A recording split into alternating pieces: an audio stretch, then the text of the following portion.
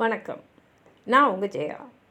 இன்றைக்கி நம்ம இந்த வீடியோவில் காயத்ரி ஸ்பிவக்கோடைய கேன் த சபால்டன் ஸ்பீக் இந்த எஸ்ஸேயோட சம்மரி பார்க்கலாம் வாங்க.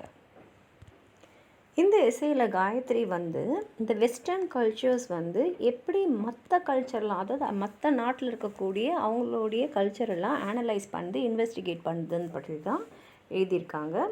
அவங்க தன்னைத்தானே ஒரு ப்ராக்டிக்கல் மார்க்சிஸ்ட் ஃபெமினிஸ்ட் டீகன்ஸ்ட்ரக்ஷனிஸ்ட்னு தான் சொல்லிக்கிறாங்க. அவங்கள பொறுத்த வரைக்கும் வெஸ்டர்ன் சென்டர்ஸ் மற்ற நாடுங்களுடைய கல்ச்சரை அனலைஸ் பண்ணுறது தவறு. அது அவங்க சேலஞ்சே பண்ணுறாங்க. ஏன்னா ஒவ்வொரு நாட்டுக்கும் அவங்கவுங்களுக்கும் ஒரு பாரம்பரியம் இருக்குது. அதாவது இவங்க வெஸ்டர்ன் கண்ட்ரீஸை விட இவங்களோட பாரம்பரியம் இன்னும் பழமையான பாரம்பரியம். இவங்களோட நாகரிகமும் பழமையான நாகரிகம். அதனால் அவங்களுடைய வரலாறையை சேலஞ்ச் பண்ணுறாங்க. அவங்க என்ன சொல்கிறாங்கன்னா, இந்த போஸ்ட் மாடர்னிசம் அப்படின்றது என்னன்னா சரியாகவே யாருக்குமே புரியாத ஒரு தன்மையில் இருக்குது அப்படின்றது தான் அவங்களுடைய எண்ணம். அதனால் அவங்க வேறுபட்டு இருக்கிற நிறைய விஷயங்களை பற்றி யோசிக்கிறாங்க. அதாவது subject and object, self and other, orient and occident, centre and marginal, majority and minority. இதில் அவங்க முக்கியமாக என்னென்னா, இந்த ஜெண்டர் அண்ட் செக்ஷுவல் டிஃப்ரென்ஸ் இருக்கு இல்லையா, ஒரு வேலை செய்கிற இடத்துல ஆண் பெண்ணுன்ற வேறுபாடு வேலை செய்கிற இடத்துல இருக்கு இல்லையா, அதை பற்றி ஒரு கேள்வி எழுப்புகிறாங்க. அதே சமயத்தில் அவங்க என்ன சொல்கிறாங்கன்னா, சப்பால்டன் அப்படின்னு இருக்கிறவங்கெல்லாம் இந்த அவங்க யார் சப்பால்டன் சொல்கிறாங்கன்னா, இந்த மூன்றாம் உலகத்தை சேர்ந்தவங்க. அதாவது இந்த வெஸ்டர்ன் கண்ட்ரீஸால் காலனைஸ் பண்ணப்பட்டவங்கள தான் இவங்க தேர்ட் வேர்ல்ட் கண்ட்ரீஸு, இவங்க தான் சப்பால்டன்றாங்க.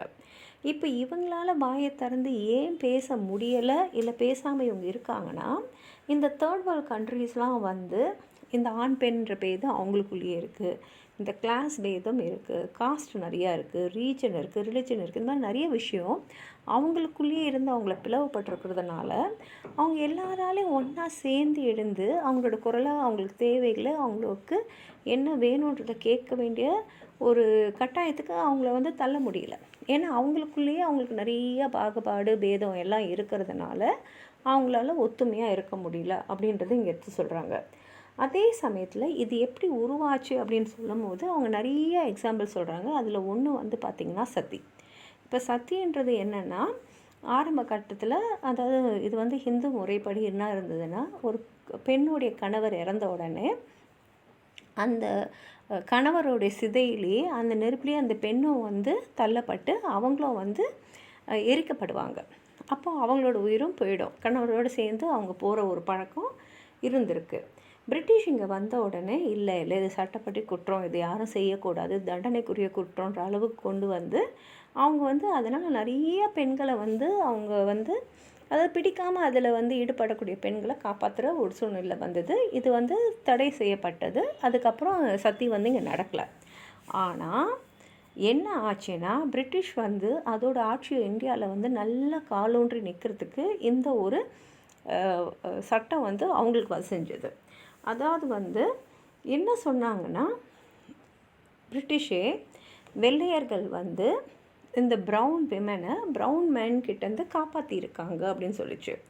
அப்படி அவங்க சொல்லும் போது என்ன ஆகிடுதுன்னா, இந்தியாவில் இருக்கிறவங்களாம் பார்பேரியன்ஸ், அதாவது காட்டு மிராண்டிகள் மாதிரியும், பிரிட்டிஷ் ரொம்ப ரொம்ப கலாச்சாரமாக நாகரீகமாக சிவிலைஸ்டாக இருக்கிற மாதிரியும், அதனால் அவங்க இங்கே சட்டம் இயற்றுறது ரொம்ப கரெக்டு, சரியான ஒரு விஷயந்தான் அப்படின்ற மாதிரி ஒரு எண்ணத்தை எல்லாருக்கிட்டையும் ஏற்படுத்துச்சு.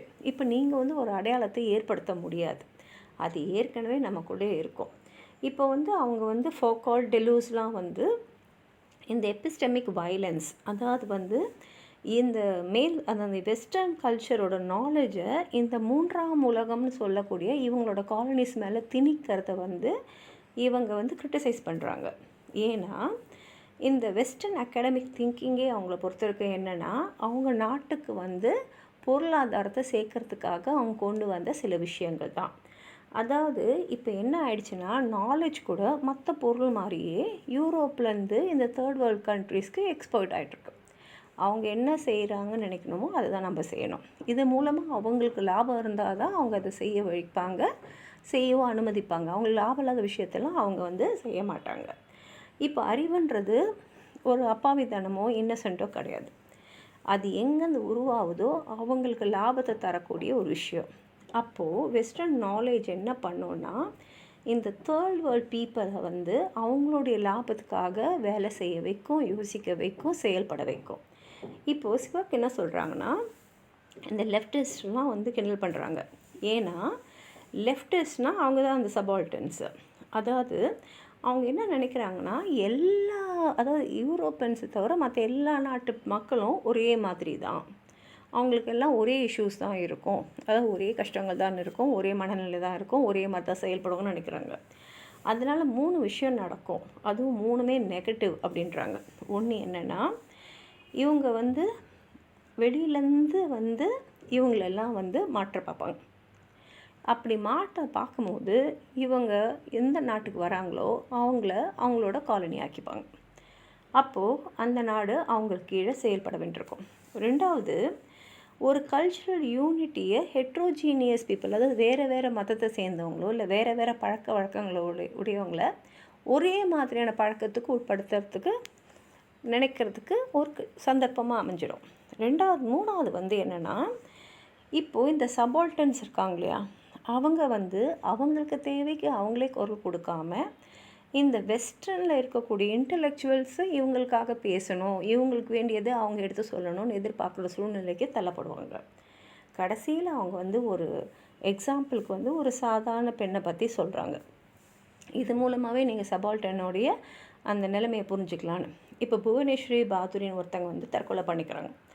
ஏன்னா அவங்களுக்கு வந்து அவங்க சேர்ந்து பணியாற்ற வேண்டிய ஒரு அசோசியேஷனில் போகிறதுக்கு அவங்களுக்கு விருப்பம் இல்லை. ஆனால் அவங்க தற்கொலை பண்ணிக்கிட்டோன்னே அவங்க தற்கொலையுடைய காரணத்தை அவங்க குடும்பமே மாற்றி எழுதிடுச்சு. என்னென்னா, இல்லை அவளுக்கு ஒரு காதல் தோல்வி இருந்தது, அதனால தான் வந்து அவள் தற்கொலை பண்ணிட்டான். ஆனால் அவள் தற்கொலை பண்ணிக்கிட்டது வந்து ஒரு முக்கியமான காரணத்துக்கு, தன்னுடைய எதிர்ப்பை வந்து ஒரு அசோசியேஷனுக்கு தெரிய வைக்கிறதுக்கு. ஆனால் அவங்க குடும்பமே அதை மாற்றி சொல்லிடுச்சு. அதே மாதிரி தான் ஸ்பர்க் என்ன சொல்கிறாங்கன்னா, இந்த வெஸ்டர்ன் ஃப்ரேம் ஒர்க்கால் எப்படி புவனேஸ்வரி ஃபேமிலி வந்து அவளுடைய தற்கொலைக்கான காரணத்தை வெளியில் சொல்லாமல் வேறு ஒரு காரணத்தை சொன்னாங்களோ, அதே மாதிரி தான் இந்த சபால்டன்ஸும் அவங்களால பேசவே முடியாது. அதாவது கேன் த சபால்டன் ஸ்பீக்னால் முடியாது. ஏன்னா முதல் ரீசன் அவங்களுக்குள்ளேயே ஒத்துமை இல்லை. 2வது வந்து மாற்றி எழுதப்படுற நிறைய வரலாறுகள் இப்போது வந்து சமுதாயத்தில் இருக்குது, அதனால் இவங்களால் பேச முடியாது அப்படின்னு சொல்லி இந்த கட்டுரையை முடிச்சிருக்காங்க. உங்களுக்கு எதாவது சொல்லணும்னு நினச்சிங்கன்னா கீழே இருக்கிற கமெண்ட் பாக்ஸில் எழுதுங்க. இந்த வீடியோவை லைக் பண்ணுங்கள், உங்கள் ஃப்ரெண்ட்ஸோட ஷேர் பண்ணுங்கள். சப்ஸ்கிரைப் பண்ணாதவங்களாம் ப்ளீஸ் சப்ஸ்கிரைப் பண்ணி சப்போர்ட் பண்ணுங்கள். நன்றி.